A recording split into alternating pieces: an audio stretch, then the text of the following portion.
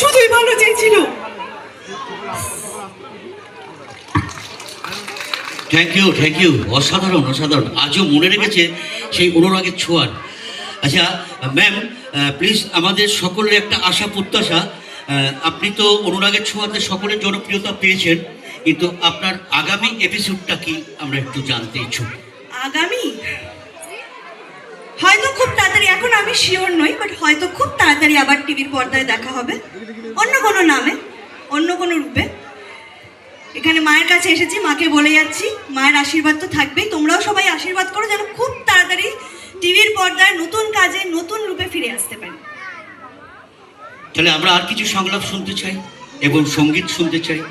আপনাকে দেখার জন্য সব মানুষ অধীর আগ্রহ নিয়ে তার সমস্ত কাজের অবসান ঘটিয়ে আমাদের সাথে সময় দিয়েছে, আর এই সুন্দর মনোরম পরিবেশটা আপনার জন্য তৈরি করে রেখেছে। আমরা সত্যি আপ্লুত, গর্বিত। আমরা আপনার কাছ থেকে আর কিছু পেতে চাই কি? বেশ, একদম।